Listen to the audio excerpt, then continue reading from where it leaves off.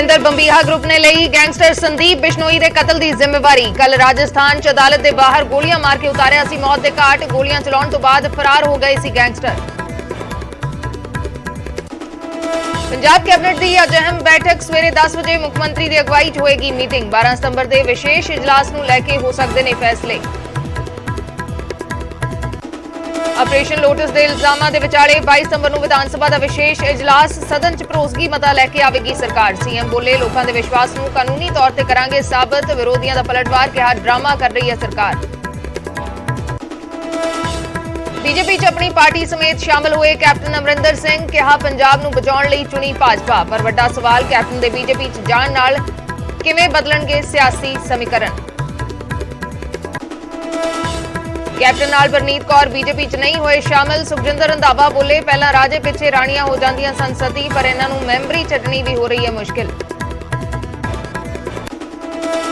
मुलाजमां लई वड्डा फैसला लैण दी तैयारी दे विच सरकार। सीएम भगवंत मान बोले पुरानी पेंशन स्कीम बहाल करन ते हो रहा विचार। स्कीम लागू करन दीआं संभावनावां दी कीती जा रही तलाश। दिल्ली के गुरुद्वारा बाला साहिब के वफद ने पीएम नाल कीती मुलाकात। दस्तार सजाई और सिरोपाओ कीता भेंट। पीएम के जन्मदिन मौके रखिया सी अखंड पाठ। चंडीगढ़ यूनिवर्सिटी कांड के मुलजमां दा मिलिया 7 दिन का पुलिस रिमांड। फोरेंसिक जांच लई फोन कीते सील। सुनवाई दौरान 2 वीडियो बनने की गल आई सामने। भारत ते आस्ट्रेलिया विचाले T20 का महा मुकाबला अज मोहाली के स्टेडियम च शाम 7:30 बजे शुरू होएगा cricket match.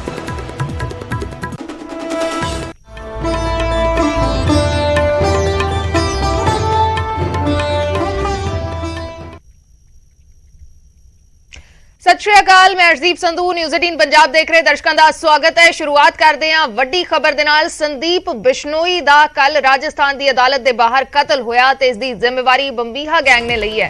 Davinder Bambiha group ने फेसबुक पोस्ट पाके इसकी जिम्मेवारी ली है। क्या है कि कौशल चौधरी ते बंबीहा ग्रुप ने कतल किया है। जेड़ा उन्हां दा साथ देवेगा यही हाल होएगा।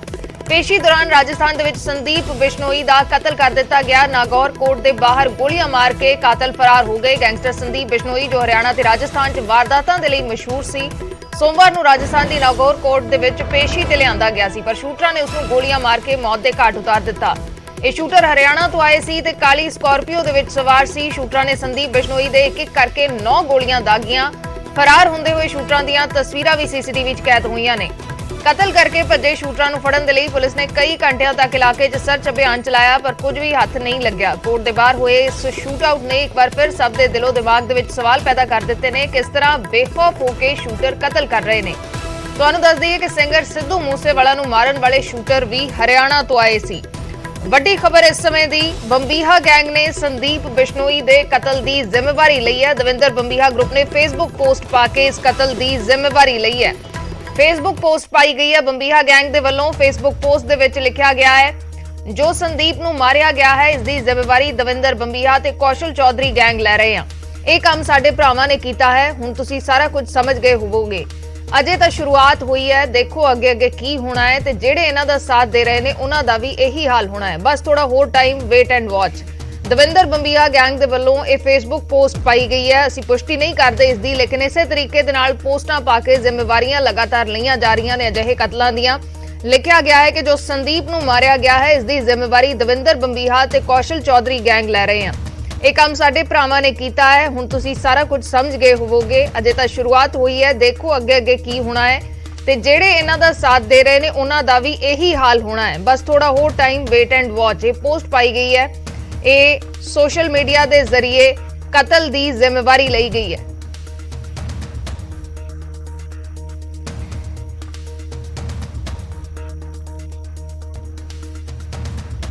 कथित ऑपरेशन लोटस की चर्चा के विचाले दिल्ली की तर्ज से पंजाब सरकार भी विधान सभा दे विच अपने पक्ष च भरोसगी मता लैके आवेगी ते इसदे लई 22 सितंबर नूं विधान सभा का विशेष इजलास सद्दिया गया है। लेकिन विरोधी धिरां दा सुझाव है कि सैशन पंजाब के मुद्दों ते होना चाहिए है। कथित ऑपरेशन लोटस की चर्चा के विचाले पंजाब सरकार हुण अपना शक्ति प्रदर्शन दिखावेगी। 6 महीने पहला बहुत वड्डी बहुमत दे नाल सत्ता विच आई सरकार फिर तो अपना बहुमत टेस्ट देवेगी। 92 विधायकों वाली आम आदमी पार्टी अपने पक्ष दे विच भरोसगी मता लियावेगी अते इस लई सरकार ने 22 सितंबर नूं विधान सभा का विशेष इजलास बुला लिया। ਮੁੱਖ ਮੰਤਰੀ ਨੇ ਵਿਸ਼ੇਸ਼ ਇਜਲਾਸ ਸੱਦਣ ਦਾ ਐਲਾਨ ਕਰਦਿਆਂ ਕਿਹਾ ਕਿ ਸਰਕਾਰ ਲੋਕਾਂ ਦੇ ਵਿਸ਼ਵਾਸ ਨੂੰ ਕਾਨੂੰਨੀ ਤੌਰ ਤੇ ਸਾਬਤ ਕਰੇਗੀ। ਇਸ ਵਿਸ਼ਵਾਸ ਮਤ ਨੂੰ ਕਾਨੂੰਨੀ ਤੌਰ ਤੇ ਦਿਖਾਉਣ ਲਈ ਅਸੀਂ ਪੰਜਾਬ ਦੀ ਵਿਧਾਨ ਸਭਾ ਦਾ ਸਪੈਸ਼ਲ ਸੈਸ਼ਨ ਜਿਹੜਾ ਉਹ 22 ਤਰੀਕ ਨੂੰ ਬੁਲਾ ਰਹੇ ਹਾਂ, ਵੀਰਵਾਰ ਨੂੰ। ਉਹਦੇ ਵਿੱਚ ਅਸੀਂ ਦਿਖਾ ਦਿਆਂਗੇ ਕਿ ਜਿਹੜੇ ਐਮਐਲਏ ਨੇ, ਚੁਣੇ ਹੋਏ ਐਮਐਲਏ ਨੇ ਲੋਕਾਂ ਦੇ, ਉਹ ਪੰਜਾਬ ਦੇ ਰੰਗਲੇ ਪੰਜਾਬ ਦੇ ਸੁਪਨੇ ਨੂੰ ਸਾਕਾਰ ਕਰਨ ਲਈ ਕਿੰਨੇ ਦ੍ਰਿੜ ਨੇ। ਆਮ ਆਦਮੀ ਪਾਰਟੀ ਬੀਜੇਪੀ ਤੇ ਕਥਿਤ ਆਪਰੇਸ਼ਨ ਲੋਟਸ ਚਲਾਉਣ ਦੇ ਇਲਜ਼ਾਮ ਲਾ ਰਹੀ ਹੈ, ਪਰ ਬੀਜੇਪੀ ਨੇ ਚੁਣੌਤੀ ਦਿੱਤੀ ਹੈ ਕਿ ਜੇਕਰ ਕੋਈ ਸਬੂਤ ਹੈ ਤਾਂ ਸਭ ਦੇ ਸਾਹਮਣੇ ਰੱਖੋ, ਐਵੇਂ ਡਰਾਮਾ ਨਹੀਂ ਹੋਣਾ ਚਾਹੀਦਾ। ਇਹਦਾ ਕੋਈ ਤੱਥ ਉਹਨਾਂ ਕੋਲ ਹੋਵੇ ਤੇ ਅਸੀਂ ਸੁਪਰੀਮ ਕੋਰਟ ਦੇ ਸਿਟਿੰਗ ਜੱਜ ਕੋਲ ਵੀ ਇਨਕੁਆਇਰੀ ਸੇ ਤਿਆਰ। ਪਬਲਿਕ ਡੋਮੇਨ 'ਚ ਕਾਗਜ਼ ਤੇ ਰੱਖੋ, ਕੋਈ ਗੱਲ ਤੇ ਰੱਖੋ। ਘਰ ਰਾਂਦਾ ਨਾ ਬੇਗਮ ਰੱਖਣ ਨਾਲ ਕੋਈ ਬੇਗਮ ਨਹੀਂ ਬਣਦੀ। ਸਰਕਾਰ ਦੇ ਵੱਲੋਂ ਸੱਦੇ ਗਏ ਵਿਧਾਨ ਸਭਾ ਦੇ ਵਿਸ਼ੇਸ਼ ਇਜਲਾਸ ਤੇ ਵਿਰੋਧੀ ਧਿਰਾਂ ਨੇ ਸਵਾਲ ਕੀਤਾ ਕਿ ਸਰਕਾਰ ਨੂੰ ਆਪਣੇ ਵਿਧਾਇਕਾਂ ਤੇ ਬੇਭਰੋਸਗੀ ਕਿਉਂ ਹੋ ਰਹੀ ਹੈ। ਜੇਕਰ ਸਰਕਾਰ ਆਪਣੇ ਵਿਧਾਇਕਾਂ ਦਾ ਭਰੋਸਾ ਚੈੱਕ ਕਰਨ ਦੇ ਲਈ ਵਿਸ਼ੇਸ਼ ਇਜਲਾਸ ਬੁਲਾ ਹੀ ਰਹੀ ਹੈ ਤਾਂ ਫਿਰ ਇਸ ਇਜਲਾਸ ਦੇ ਵਿੱਚ ਪੰਜਾਬ ਦੇ ਅਹਿਮ ਮੁੱਦੇ ਵਿਚਾਰੇ ਜਾਣੇ ਚਾਹੀਦੇ ਨੇ। ਸ਼ਰਾਬ ਦੇ ਉੱਤੇ ਤੁਹਾਡੀ ਕੀ ਪਾਲਿਸੀ ਰਹੀ ਹੈ, ਉਹ ਵਿਧਾਨ ਸਭਾ ਦੇ ਸੱਤਰ ਤੇ ਰੱਖੋ ਔਰ ਜਨਤਾ ਦੇ ਅੱਗੇ ਰੱਖੋ ਕਿ 6 ਮਹੀਨਿਆਂ ਦੇ ਅੰਦਰ ਤੁਹਾਡੀ ਗਵਰਨਮੈਂਟ ਨੇ ਕੜੇ ਵਾਅਦੇ ਆਪਣੇ ਮੈਨੀਫੈਸਟੋ 'ਚੋਂ ਪੂਰੇ ਕੀਤੇ। ਪੰਜਾਬ ਦਾ ਰੈਵਨਿਊ ਨਹੀਂ ਵਧਿਆ, ਜੀ ਸਦਕੇ ਲੋਕਤੰਤਰਿਕ ਪ੍ਰਕਿਰਿਆ ਸੈਸ਼ਨ ਸੱਦਣਾ ਚਾਹੀਦਾ, ਲੇਕਿਨ ਸੈਸ਼ਨ ਦੇ ਅੰਦਰ ਆਪਣੀ ਕਾਰਗੁਜ਼ਾਰੀ ਦੀ ਚਰਚਾ ਕਰੋ। ਪੰਜਾਬ ਸਰਕਾਰ ਨੇ ਜਿਹੜਾ ਭਰੋਸੇ ਦਾ ਮਤ ਲੈਣ ਵਾਸਤੇ ਸੈਸ਼ਨ 23 ਤਰੀਕ ਨੂੰ ਬੁਲਾਉਣ ਦਾ ਫੈਸਲਾ ਕੀਤਾ। ਮੈਂ ਸਮਝਦਾ ਕਿ ਸੈਸ਼ਨ ਜੇ ਸਰਕਾਰ ਬੁਲਾਉਣਾ ਚਾਹੁੰਦੀ ਹੈ ਤੇ ਉਹ ਪੰਜਾਬ ਦੇ ਮੁੱਦੇ ਵੀ ਉਸ ਸੈਸ਼ਨ ਦੇ ਵਿੱਚ ਡਿਸਕਸ ਹੋਣੇ ਚਾਹੀਦੇ, ਕਿਉਂਕਿ ਜੇ ਆਮ ਆਦਮੀ ਪਾਰਟੀ ਦੀ ਲੀਡਰਸ਼ਿਪ ਨੂੰ ਇੱਕ ਦੂਜੇ ਦੇ ਉੱਤੇ ਬੇਭਰੋਸਗੀ ਕੋ ਹੋਈ ਹੈ ਤੇ ਕੱਲਾ ਉਹਦੇ ਵਾਸਤੇ ਸਦਨ ਬੁਲਾ ਕੇ ਤੁਸੀਂ ਵਿਸ਼ਵਾਸ ਮਤ ਹਾਸਲ ਕਰਕੇ ਚਲੇ ਜਾਓ, ਇਹਦੇ ਨਾਲ ਪੰਜਾਬ ਦਾ ਕੋਈ ਭਲਾ ਨਹੀਂ ਹੋਣਾ। ਆਮ ਆਦਮੀ ਪਾਰਟੀ ਨੇ ਬੀਜੇਪੀ ਤੇ ਆਪਣੇ ਵਿਧਾਇਕਾਂ ਨੂੰ 25-25 ਕਰੋੜ ਰੁਪਏ ਦੇ ਆਫਰ ਦੇਣ ਦੇ ਇਲਜ਼ਾਮ ਲਾਏ ਸਨ। ਐਸੇ ਹੀ ਇਲਜ਼ਾਮ ਦਿੱਲੀ ਦੇ ਵਿੱਚ ਅਰਵਿੰਦ ਕੇਜਰੀਵਾਲ ਦੀ ਸਰਕਾਰ ਦੇ ਵੱਲੋਂ ਵੀ ਲਾਏ ਗਏ ਸਨ ਅਤੇ ਫਿਰ ਕੇਜਰੀਵਾਲ ਸਰਕਾਰ ਨੇ ਸਦਨ ਦੇ ਵਿੱਚ ਭਰੋਸਗੀ ਮਤਾ ਲਿਆ ਕੇ ਖੁਦ ਬਹੁਮਤ ਟੈਸਟ ਪਾਸ ਕੀਤਾ ਸੀ ਅਤੇ ਉਸੇ ਤਰਜ਼ ਤੇ ਹੁਣ ਪੰਜਾਬ ਸਰਕਾਰ ਵੀ ਆਪਣੇ ਪੱਖ ਦੇ ਵਿੱਚ ਭਰੋਸਗੀ ਮਤਾ ਲਿਆਉਣ ਜਾ ਰਹੀ ਹੈ। ਚੰਡੀਗੜ੍ਹ ਤੋਂ ਪੰਕਜ ਕਪਾਹੀ, ਨਿਊਜ਼ 18। ਪੰਜਾਬ ਕੈਬਨਿਟ ਦੀ ਅੱਜ ਅਹਿਮ ਬੈਠਕ ਹੋਣ ਜਾ ਰਹੀ ਹੈ। ਸਵੇਰੇ 10 ਵਜੇ ਸੀਐਮ ਭਗਵੰਤ ਮਾਨ ਦੀ ਅਗਵਾਈ 'ਚ ਮੀਟਿੰਗ ਹੋਵੇਗੀ। ਵਿਸ਼ੇਸ਼ ਇਜਲਾਸ ਨੂੰ ਲੈ ਕੇ ਚਰਚਾ ਹੋਏਗੀ। 22 ਸਤੰਬਰ ਨੂੰ ਵਿਸ਼ੇਸ਼ ਇਜਲਾਸ ਵਿਧਾਨ ਸਭਾ ਦਾ ਸੱਦਿਆ ਗਿਆ ਹੈ। ਵਿਧਾਨ ਸਭਾ ਦੇ ਵਿੱਚ ਸਰਕਾਰ ਭਰੋਸਗੀ ਮਤਾ ਲੈ ਕੇ ਆਵੇਗੀ। 25-25 ਕਰੋੜ ਦੇ ਆਫਰ ਦੇਣ ਦੇ ਬੀਜੇਪੀ ਦੇ ਉੱਤੇ ਆਮ ਆਦਮੀ ਪਾਰਟੀ ਨੇ ਇਲਜ਼ਾਮ ਲਗਾਏ ਸੀ। ਵਿਧਾਇਕਾਂ ਨੂੰ 25-25 ਕਰੋੜ ਦੇ ਆਫਰ ਦਿੱਤੇ ਜਾ ਰਹੇ ਨੇ, ਇਲਜ਼ਾਮ ਲਗਾਏ ਗਏ ਸੀ ਤੇ ਹੁਣ ਉਸੇ ਨੂੰ ਲੈ ਕੇ ਵਿਸ਼ੇਸ਼ ਇਜਲਾਸ ਵਿਧਾਨ ਸਭਾ ਦਾ ਸੱਦਿਆ ਗਿਆ ਹੈ। ਭਰੋਸਗੀ ਮਤਾ ਸਰਕਾਰ ਲੈ ਕੇ ਆਵੇਗੀ। ਇਸੇ ਨੂੰ ਲੈ ਕੇ ਅੱਜ ਪੰਜਾਬ ਕੈਬਨਿਟ ਦੀ ਅਹਿਮ ਬੈਠਕ ਰੱਖੀ ਗਈ ਹੈ। ਸਵੇਰੇ 10 ਵਜੇ ਸੀਐਮ ਦੀ ਅਗਵਾਈ ਦੇ ਵਿੱਚ ਇਹ ਬੈਠਕ ਹੋਏਗੀ। ਬੈਠਕ 'ਚ ਚਰਚਾ ਹੋਏਗੀ ਵਿਸ਼ੇਸ਼ ਇਜਲਾਸ ਨੂੰ ਲੈ ਕੇ।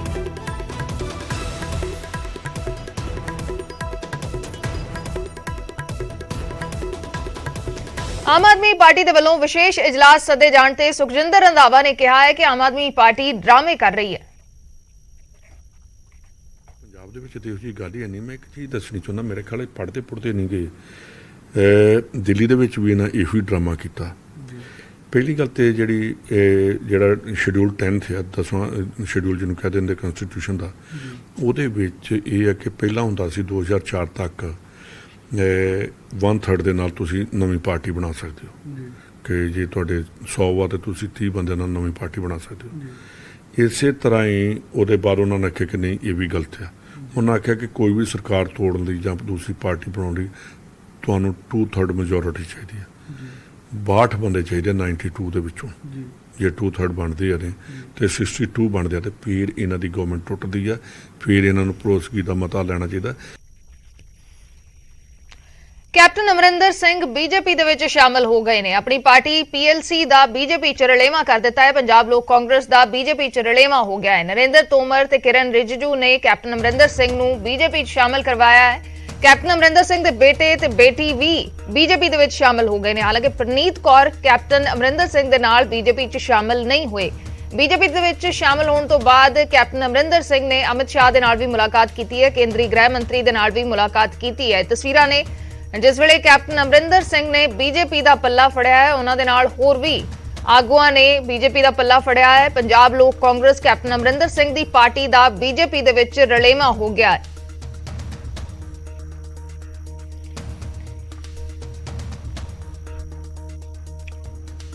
ਬੀਜੇਪੀ 'ਚ ਸ਼ਾਮਲ ਹੋਣ ਤੇ ਕੈਪਟਨ ਅਮਰਿੰਦਰ ਸਿੰਘ ਨੇ ਕਿਹਾ ਕਿ ਬੀਜੇਪੀ ਨਾਲ ਹੀ ਪੰਜਾਬ ਦਾ ਭਵਿੱਖ ਹੈ ਤੇ ਬੀਜੇਪੀ ਹੀ ਦੇਸ਼ ਦੇ ਬਾਰੇ ਸੋਚਦੀ ਹੈ। ਪਰ ਦੂਸਰੇ ਪਾਸੇ ਕਾਂਗਰਸ ਲੀਡਰ ਸੁਖਜਿੰਦਰ ਰੰਧਾਵਾ ਨੇ ਕਿਹਾ ਕਿ ਅਮਿਤ ਸ਼ਾਹ ਤੇ ਜੇਪੀ ਨੱਡਾ ਨੇ ਗੈਰ ਹਾਜ਼ਰ ਰਹਿ ਕੇ ਕੈਪਟਨ ਨੂੰ ਬੇਇੱਜ਼ਤ ਕੀਤਾ ਹੈ। मैं सारे नाल विचार किए और सारे दे विचार से कि अगर अपने पंजाब का कोई भविख देखना है बनता तो हुण समय आ गया कि आपां बीजेपी नाल मर्ज करिए। तो मैं उदों फिर लिख दिता सी प्राइम मिनिस्टर साहब नूं, होम मिनिस्टर साहब नूं, नड्डा साहब नूं, सारिआं नूं कि मैं जाया वां, ऑपरेशन कराया वां और उस बाद मैं जब आऊँगा तो फिर मैं थोड़े नाल संपर्क जोड़ के उस तो बाद असीं थोड़े विच शामिल होवांगे। सारी पूरी संस्था जो साडी है जिन्हां दी विचारधारा इक्को ही है। उन्होंने इस करके नड्डा साहब ने नहीं ज्वाइन कराया क्योंकि बराती तो कला ही गुलाबी पग बन के आ गया तो पिछे बरात है ही नहीं सी। वो दोवें बच्चे विचारे नाल तुरे जाते ने कि अज बापू जी का अज विआह वा तो आपां भी नाल जाना। तो वो जिहड़ी चीज़ है ये गलत चीज़ हो गई। कैप्टन अमरिंदर सिंह नूं ठीक है, मैं उन्होंने नाल 3 वारी MLA रहा, पर अमरिंदर सिंह होना दे विच जो पावर की भुख सी वो कदी खत्म नहीं हुई। ਕੈਪਟਨ ਅਮਰਿੰਦਰ ਸਿੰਘ ਦੇ ਨਾਲ ਪ੍ਰਨੀਤ ਕੌਰ ਬੀਜੇਪੀ 'ਚ ਸ਼ਾਮਲ ਨਹੀਂ ਹੋਏ। ਜਦੋਂ ਕੈਪਟਨ ਅਮਰਿੰਦਰ ਸਿੰਘ ਨੂੰ ਸਵਾਲ ਕੀਤਾ ਗਿਆ ਤਾਂ ਕਿ ਪ੍ਰਨੀਤ ਕੌਰ ਉਹਨਾਂ ਦੇ ਨਾਲ ਕਿਉਂ ਨਹੀਂ ਆਏ ਜਾਂ ਬੀਜੇਪੀ 'ਚ ਸ਼ਾਮਲ ਕਿਉਂ ਨਹੀਂ ਹੋਏ ਤਾਂ ਕੈਪਟਨ ਅਮਰਿੰਦਰ ਸਿੰਘ ਨੇ ਕਿਹਾ ਕਿ ਜ਼ਰੂਰੀ ਨਹੀਂ ਕਿ ਜੋ ਰਾਹ ਪਤੀ ਚੁਣੇ ਪਤਨੀ ਉਸੇ ਰਾਹ ਤੇ ਚੱਲੇ। ਜਿਸ ਤੇ ਸੁਖਜਿੰਦਰ ਰੰਧਾਵਾ ਨੇ ਇਲਜ਼ਾਮ ਲਾਇਆ ਕਿ ਕੈਪਟਨ ਪਰਿਵਾਰ ਨੂੰ ਪਾਵਰ ਦੀ ਭੁੱਖ ਹੈ, ਇਹ ਅਹੁਦੇ ਨਹੀਂ ਛੱਡ ਸਕਦੇ। क्या करें? देवेंद्र जी अभी ना बहुत समय मिलेगा आपस में बातचीत करने का, इसके बाद हम बात लोग आप बात करेंगे। सुनिए कि ये जरूरी है कि जो जो जो हस्बैंड करे वही वाइफ करे।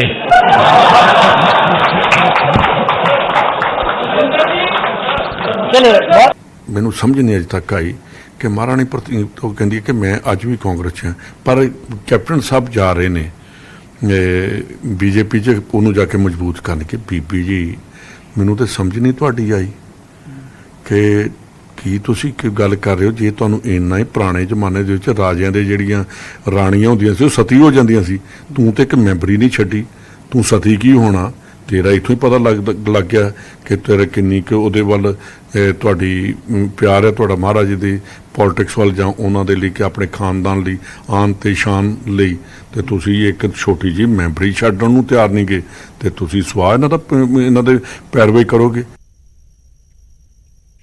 ਵਿਜੀਲੈਂਸ ਨੇ ਕਥਿਤ ਸਿੰਜਾਈ ਘੁਟਾਲੇ ਮਾਮਲੇ ਦੇ ਵਿੱਚ ਸ਼ਿਕੰਜਾ ਕੱਸਣਾ ਸ਼ੁਰੂ ਕਰ ਦਿੱਤਾ ਹੈ। ਅਕਾਲੀ ਭਾਜਪਾ ਦੌਰਾਨ ਇੱਕ ਕਥਿਤ ਘੁਟਾਲਾ ਹੋਇਆ। ਸੂਤਰਾਂ ਮੁਤਾਬਕ 2 ਸਾਬਕਾ ਮੰਤਰੀਆਂ ਦੇ ਖਿਲਾਫ ਵਿਜੀਲੈਂਸ ਨੇ ਲੁੱਕਆਊਟ ਨੋਟਿਸ ਵੀ ਜਾਰੀ ਕੀਤਾ ਹੈ।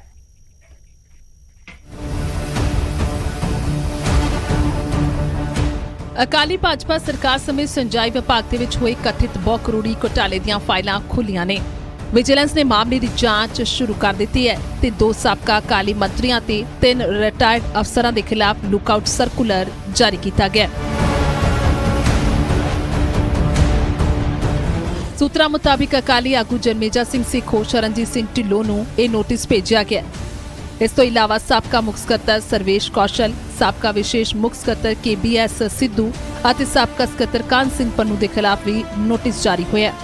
ਵਿਜੀਲੈਂਸ ਬਿਊਰੋ ਦੇ ਵੱਲੋਂ ਸਿੰਜਾਈ ਵਿਭਾਗ ਦੇ ਵਿੱਚ 1000 ਕਰੋੜ ਰੁਪਏ ਦਾ ਘੁਟਾਲਾ ਹੋਣ ਦਾ ਦਾਅਵਾ ਕੀਤਾ ਗਿਆ।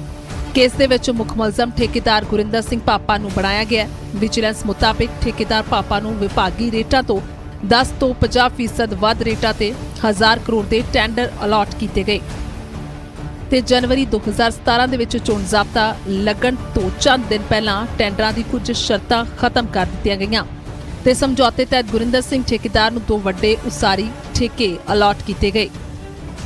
ਫਿਲਹਾਲ ਇਸ ਮਾਮਲੇ 'ਚ ਵਿਜੀਲੈਂਸ ਵੱਡਾ ਐਕਸ਼ਨ ਲੈਣ ਦੀ ਤਿਆਰੀ ਕਰ ਰਹੀ ਹੈ। ਚੰਡੀਗੜ੍ਹ ਤੋਂ ਮਨੋਜ ਰਾਠੀ, ਨਿਊਜ਼ 18 ਪੰਜਾਬ।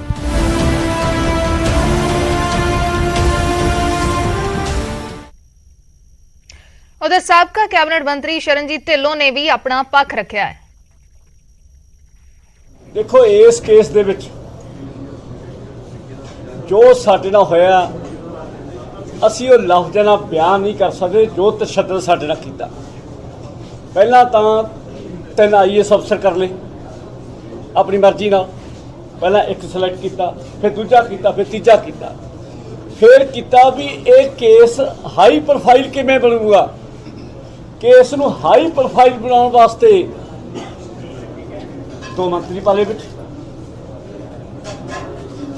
मैं तुहाडे सामने एक क्लियर करना चाहुंदा, मैं एक पैसे का भी कितों रवादार, एक पैसे का, अगर मैं एक पैसे का रवादार हूँ चाहे मैंने फांसी ला दो। जिन्ने चलान ने उस कंट्रैक्टर के खिलाफ, जबकि वो भी जिहड़ा है तुहाडे सामने तथ्य आउणगे जो सानू पता लग्या, वकीलों को पता लग्या, होर किसी पासे पता लग्या, वो भी सारा कुछ झूठा उहदे ते पाया गया। जो कहते ने जिस तरीके नाल उन्होंने अपना चीफ इंजीनियर ने दिती है 5-7 दिन पहला अपना सीएम नूं, चीफ सैकटरी नूं जो अपना दिता लिख के भी साडी इंक्वायरी दोबारा करो, साडे नाल धक्के होए। तो जे वो ठेकेदार की कहते हैं भी इन्हें आ कहा आ पैसे दिते ने असीं इन्हां नूं, ठेकेदार कहता है, फिर वो चिट्ठी नाल क्यों नहीं लाई? वो चिट्ठी का चलान दे विच नाल लाउंदे, बड़ा बड़ा डॉकूमेंट सी वो तो सिर्फ डॉकूमेंट इस करके तैयार किया सानू बदनाम करने खातिर। ਭਗਵੰਤ ਮਾਨ ਸਰਕਾਰ ਪੰਜਾਬ ਦੇ ਮੁਲਾਜ਼ਮਾਂ ਦੀ ਪੁਰਾਣੀ ਪੈਨਸ਼ਨ ਸਕੀਮ ਬਹਾਲ ਕਰ ਸਕਦੀ ਹੈ ਤੇ ਇਸ ਦੇ ਲਈ ਸਰਕਾਰ ਨੇ ਸੰਭਾਵਨਾਵਾਂ ਤਲਾਸ਼ਣੀਆਂ ਸ਼ੁਰੂ ਕਰ ਦਿੱਤੀਆਂ ਨੇ, ਪਰ ਸਰਕਾਰ ਤੇ ਇਸ ਐਲਾਨ ਤੇ ਵਿਰੋਧੀ ਧਿਰਾਂ ਨੂੰ ਯਕੀਨ ਨਹੀਂ ਹੋ ਰਿਹਾ।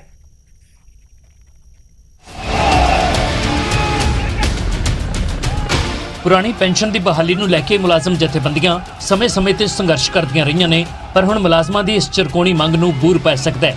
ਮਾਨ ਸਰਕਾਰ ਨੇ ਪੁਰਾਣੀ ਪੈਨਸ਼ਨ ਸਕੀਮ ਨੂੰ ਬਹਾਲ ਕਰਨ ਦੇ ਲਈ ਰਾਹ ਤਲਾਸ਼ਣੇ ਸ਼ੁਰੂ ਕਰ ਦਿੱਤੇ ਨੇ। ਮੁੱਖ ਮੰਤਰੀ ਭਗਵੰਤ ਮਾਨ ਨੇ ਖੁਦ ਇਸ ਦੀ ਜਾਣਕਾਰੀ ਸਾਂਝੀ ਕਰਦਿਆਂ ਕਿਹਾ, ਮੇਰੀ ਸਰਕਾਰ ਪੁਰਾਣੀ ਪੈਨਸ਼ਨ ਸਕੀਮ ਮੁੜ ਤੋਂ ਸ਼ੁਰੂ ਕਰਨ ਤੇ ਵਿਚਾਰ ਕਰ ਰਹੀ ਹੈ। ਮੈਂ ਆਪਣੇ ਮੁੱਖ ਸਕੱਤਰ ਨੂੰ ਸਕੀਮ ਲਾਗੂ ਕਰਨ ਦੀਆਂ ਸੰਭਾਵਨਾਵਾਂ ਤਲਾਸ਼ਣ ਦੇ ਲਈ ਕਿਹਾ ਹੈ। ਅਸੀਂ ਆਪਣੇ ਮੁਲਾਜ਼ਮਾਂ ਦੀ ਭਲਾਈ ਦੇ ਲਈ ਵਚਨਬੱਧ ਹਾਂ। ਮੁੱਖ ਮੰਤਰੀ ਨੇ ਟਵੀਟ ਕੀਤਾ ਤਾਂ ਆਪ ਸੁਪਰੀਮੋ ਅਰਵਿੰਦ ਕੇਜਰੀਵਾਲ ਨੇ ਸੀਐਮ ਮਾਨ ਦੇ ਟਵੀਟ ਨੂੰ ਰੀਟਵੀਟ ਕਰਦਿਆਂ ਲਿਖਿਆ, ਮਹਾਨ ਫੈਸਲਾ, ਦੇਸ਼ ਭਰ ਦੇ ਵਿੱਚ ਸਰਕਾਰੀ ਕਰਮਚਾਰੀ ਪੁਰਾਣੀ ਪੈਨਸ਼ਨ ਸਕੀਮ ਬਹਾਲੀ ਦੀ ਮੰਗ ਕਰ ਰਹੇ ਨੇ। ਮੁੱਖ ਮੰਤਰੀ ਵੱਲੋਂ ਪੁਰਾਣੀ ਪੈਨਸ਼ਨ ਸਕੀਮ ਬਹਾਲ ਕਰਨ ਦੇ ਲਈ ਸੰਭਾਵਨਾਵਾਂ ਤਲਾਸ਼ਣ ਦੇ ਦਿੱਤੇ ਹੁਕਮਾਂ ਨੂੰ ਮਾਨ ਸਰਕਾਰ ਦੇ ਮੰਤਰੀ ਵੱਡਾ ਫੈਸਲਾ ਕਰਾਰ ਦੇ ਰਹੇ ਨੇ ਕਿ ਆਮ ਆਦਮੀ ਪਾਰਟੀ ਨੇ ਪਹਿਲੇ 6 ਮਹੀਨਿਆਂ ਦੇ ਵਿੱਚ ਤਕਰੀਬਨ ਸਾਰੇ ਵਾਅਦੇ ਆ ਜਿਹੜੇ ਪੂਰੇ ਕਰ ਦਿੱਤੇ ਆ। ਇਮਾਨਦਾਰੀ ਤੇ ਜਿਹੜੀ ਸਰਕਾਰ ਹੈ ਉਹ ਚੱਲ ਰਹੀ ਹੈ ਤੇ ਅੱਜ ਸਭ ਤੋਂ ਵੱਡਾ ਐਲਾਨ ਕਿ ਜੀ ਪੁਰਾਣੀ ਪੈਨਸ਼ਨ ਸਕੀਮ ਦਾ ਵੀ ਉਹਦੇ ਲਈ ਜਿਹੜੀ ਕਮੇਟੀ ਸੀਐਮ ਸਾਹਿਬ ਨੇ ਉਹਦਾ ਐਲਾਨ ਕਰ ਦਿੱਤਾ। ਵਿਰੋਧੀ ਧਿਰਾਂ ਪੁਰਾਣੀ ਪੈਨਸ਼ਨ ਸਕੀਮ ਲਾਗੂ ਕਰਨ ਦੀ ਵਕਾਲਤ ਤਾਂ ਕਰਦੀਆਂ ਨੇ, ਪਰ ਉਹਨਾਂ ਨੂੰ ਮਾਨ ਸਰਕਾਰ ਦੇ ਐਲਾਨ ਤੇ ਬਹੁਤਾ ਯਕੀਨ ਨਹੀਂ ਹੈ। ਇਹ ਹੈ ਕਿ ਸਰਕਾਰ ਪੁਰਾਣੀ ਪੈਨਸ਼ਨ ਨੂੰ ਬਹਾਲ ਕਰੇ, ਉਹ ਸਾਰਿਆਂ ਦੀ ਮੰਗ ਹੈ, ਉਹਦੇ ਤੇ ਕਿਸੇ ਨੂੰ ਵੀ ਕੋਈ ਇਤਰਾਜ਼ ਨਹੀਂ ਹੈ। ਪਰ ਤੁਹਾਨੂੰ ਲੱਗਦਾ ਹੈ ਕਿ ਸਰਕਾਰ ਜਿਸ ਤਰੀਕੇ ਅਨਾਉਂਸਮੈਂਟਾਂ ਕਰ ਰਹੀ ਹੈ ਇਹ ਕੋਈ ਮੰਗ ਨੂੰ ਪੂਰਾ ਕਰਨ ਵਾਸਤੇ ਕਰ ਰਹੀ? ਹਾਲੇ ਤਨਖਾਹ ਤਾਂ ਜਿਹੜੀ ਐਸੇ ਮਹੀਨੇ ਦੀ ਸਰਕਾਰ 8-10 ਦਿਨ ਲੇਟ ਤੇ ਉਹ ਵੀ 1500 ਕਰੋੜ ਰੁਪਇਆ ਕਰਜ਼ਾ ਲੈ ਕੇ ਫਿਰ ਤਨਖਾਹ ਦਿੱਤੀ ਮੁਲਾਜ਼ਮਾਂ ਨੂੰ, ਤੇ ਹਾਲੇ ਤਨਖਾਹਾਂ ਦੇਣ ਦੀ ਤਾਂ ਪੋਜੀਸ਼ਨ ਦੇ ਵਿੱਚ ਨਹੀਂ। ਜ਼ਰੂਰ ਚਾਲੂ ਕਰਨੀ ਚਾਹੀਦੀ ਹੈ ਭਗਵੰਤ ਮਾਨ ਜੀ, ਪਰ ਐਵੇਂ ਸ਼ੇਖ ਚਲੀ ਵਾਲੀਆਂ ਗੱਲਾਂ ਨਾ ਕਰੋ। ਪਹਿਲਾਂ ਇਹਦੀ ਆਰਥਿਕਤਾ ਪੰਜਾਬ ਦੀ ਠੀਕ ਕਰਨ ਦੀ ਗੱਲ ਕਰੋ, ਔਰ ਪੰਜਾਬ ਦੇ ਅੰਦਰ ਇੰਨੇ ਵਾਅਦੇ ਹੋਰ ਕਰ ਲਏ ਉਹਨਾਂ ਨੂੰ ਵੀ ਪੂਰੇ ਕਰਨ ਦੀ ਗੱਲ ਕਰੋ, ਔਰ ਪੰਜਾਬ ਦੇ ਅੰਦਰ ਇੰਪਲੋਈਜ਼ ਦੀਆਂ ਸੈਲਰੀਜ਼ ਨਹੀਂ ਦਿੱਤੀਆਂ ਜਾ ਰਹੀਆਂ ਸਮੇਂ ਤੇ, ਉਸ ਦੇ ਬਾਰੇ ਵੀ ਵਿਚਾਰ ਕਰਨ ਦੀ ਗੱਲ ਕਰੋ। ਜ਼ਿਕਰਯੋਗ ਹੈ ਕਿ ਸਾਲ 2004 ਦੇ ਵਿੱਚ ਕੇਂਦਰ ਸਰਕਾਰ ਨੇ ਪੁਰਾਣੀ ਪੈਨਸ਼ਨ ਸਕੀਮ ਬੰਦ ਕਰਕੇ NPS ਲਾਗੂ ਕਰ ਦਿੱਤੀ ਸੀ। ਹੁਣ ਤੁਹਾਨੂੰ ਨਵੀਂ ਤੇ ਪੁਰਾਣੀ ਪੈਨਸ਼ਨ ਸਕੀਮ ਦਾ ਫਰਕ ਦੱਸਦੇ ਹਾਂ। ਪੁਰਾਣੀ ਪੈਨਸ਼ਨ ਸਕੀਮ ਦੇ ਵਿੱਚ GPF ਦੀ ਸਹੂਲਤ ਸੀ, ਜਦਕਿ ਨਵੀਂ ਪੈਨਸ਼ਨ ਸਕੀਮ ਦੇ ਵਿੱਚ ਇਹ ਸਹੂਲਤ ਨਹੀਂ ਹੈ। ਪੁਰਾਣੀ ਪੈਨਸ਼ਨ ਦੇ ਵਿੱਚ ਪੈਨਸ਼ਨ ਲਈ ਤਨਖਾਹ ਦੇ ਵਿੱਚੋਂ ਕੋਈ ਕਟੌਤੀ ਨਹੀਂ ਹੁੰਦੀ ਸੀ, ਜਦਕਿ ਨਵੀਂ ਸਕੀਮ ਦੇ ਵਿੱਚ 10% ਤਨਖਾਹ ਦੇ ਵਿੱਚੋਂ ਪੈਸਾ ਕੱਟਿਆ ਜਾਂਦਾ ਹੈ। ਪੁਰਾਣੀ ਪੈਨਸ਼ਨ ਸਕੀਮ ਦੇ ਵਿੱਚ ਸੇਵਾ ਮੁਕਤੀ ਤੇ ਸਥਿਰ ਪੈਨਸ਼ਨ ਮਿਲਦੀ ਸੀ, ਆਖਰੀ ਤਨਖਾਹ ਦੀ 50% ਪੈਨਸ਼ਨ ਹੁੰਦੀ ਸੀ। ਨਵੀਂ ਸਕੀਮ ਦੇ ਵਿੱਚ ਸਥਿਰ ਪੈਨਸ਼ਨ ਦੀ ਕੋਈ ਗਰੰਟੀ ਨਹੀਂ ਹੈ, ਇਹ ਸ਼ੇਅਰ ਮਾਰਕੀਟ ਤੇ ਬੀਮਾ ਕੰਪਨੀਆਂ ਤੇ ਨਿਰਭਰ ਕਰੇਗੀ। ਪੁਰਾਣੀ ਪੈਨਸ਼ਨ ਸਰਕਾਰ ਦੇ ਵੱਲੋਂ ਦਿੱਤੀ ਜਾਂਦੀ ਸੀ, ਜਦਕਿ ਨਵੀਂ ਸਕੀਮ ਦੇ ਵਿੱਚ ਬੀਮਾ ਕੰਪਨੀਆਂ ਪੈਨਸ਼ਨ ਦੇਣਗੀਆਂ ਅਤੇ ਜੇਕਰ ਕੋਈ ਸਮੱਸਿਆ ਆਉਂਦੀ ਹੈ ਤਾਂ ਬੀਮਾ ਕੰਪਨੀ ਦੇ ਨਾਲ ਕਾਨੂੰਨੀ ਤੌਰ ਤੇ ਲੜਨਾ ਹੋਵੇਗਾ। ਪੁਰਾਣੀ ਪੈਨਸ਼ਨ ਸਕੀਮ ਦੇ ਤਹਿਤ ਸੇਵਾ ਦੇ ਦੌਰਾਨ ਮੌਤ ਹੋਣ ਤੇ ਆਸ਼ਰਿਤ ਨੂੰ ਨੌਕਰੀ ਤੇ ਪਰਿਵਾਰਕ ਮੈਂਬਰ ਨੂੰ ਪੈਨਸ਼ਨ ਮਿਲਣ ਦੀ ਸਹੂਲਤ ਸੀ, ਜਦਕਿ ਨਵੀਂ ਪੈਨਸ਼ਨ ਸਕੀਮ ਦੇ ਵਿੱਚ ਅਜਿਹਾ ਕੁਝ ਵੀ ਨਹੀਂ ਹੈ। ਇਸ ਤੋਂ ਪਹਿਲਾਂ ਰਾਜਸਥਾਨ, ਹਿਮਾਚਲ ਪ੍ਰਦੇਸ਼ ਅਤੇ ਝਾਰਖੰਡ ਦੀਆਂ ਸਰਕਾਰਾਂ ਪੁਰਾਣੀ ਪੈਨਸ਼ਨ ਸਕੀਮ ਬਹਾਲ ਕਰਨ ਦਾ ਐਲਾਨ ਕਰ ਚੁੱਕੀਆਂ ਨੇ। Bureau report, news 18।